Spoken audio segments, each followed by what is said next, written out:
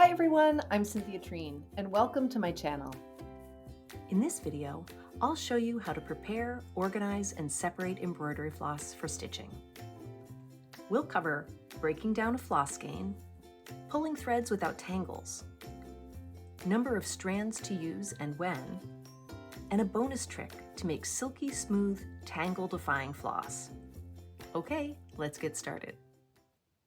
Embroidery floss skeins are 8 meters and are made up of 6 strands plied together. I like to break them down into 1 meter lengths and bundle them in loose slip knots so I can keep them organized on binder rings. If you'd like to give this a try, here's how it works. First, remove the sleeves and cut off the color number. We'll string that back on later. Carefully open the skein, making sure the spiral of floss is arranged neatly with no straggler loops out of place. Spread out your fingers inside the loop until it's taut, then find its outer end. Keep this visible so you can access it after unwinding. Unwind the coil, allowing it to pool on the table, floor, or on your lap. Then, match the two ends, drawing them together between your fingers until the floss length is folded in half.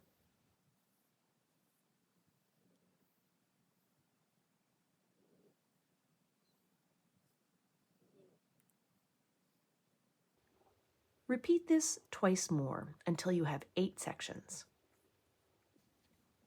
Then, trim apart the loop ends and thread the number sleeve onto the floss bundle and fold it in half.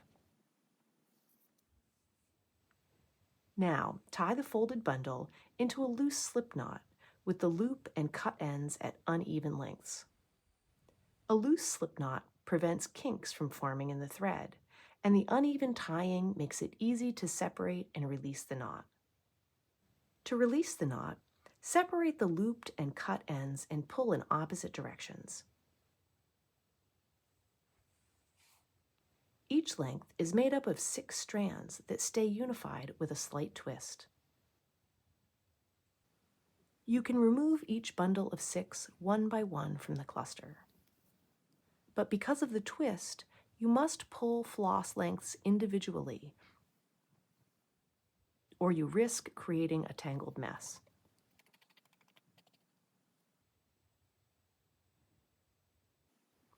If you need multiple strands for stitching, pull them one by one. Then ply them back together before threading your needle. You might be wondering, how many threads should I stitch with?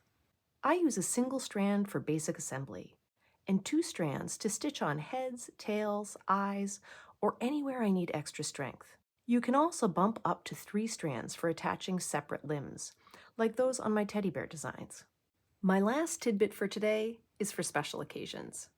It's a bit time-consuming for every seam, but sometimes you'll want your thread to be extra strong or extra smooth, and beeswax is the key. This technique has long been used in tailoring, in particular for hand sewing buttons. Waxing alone will provide a lot more strength, but by pressing the thread between a folded piece of paper, the wax permeates the fibers and melts away excess, leaving you with silky smooth thread that defies twists and tangles. Okay folks, that's it for today. Stay tuned for more felt stitching techniques and tutorials. If you like this video, you know what to do and how to follow. If you'd like to visit my Etsy shop, join my Patreon group, or support my tutorials with a one-time tip on Buy Me a Coffee, you'll find links to those and all my socials in the post via my Linktree. Thanks so much for watching, and until next time, happy stitching!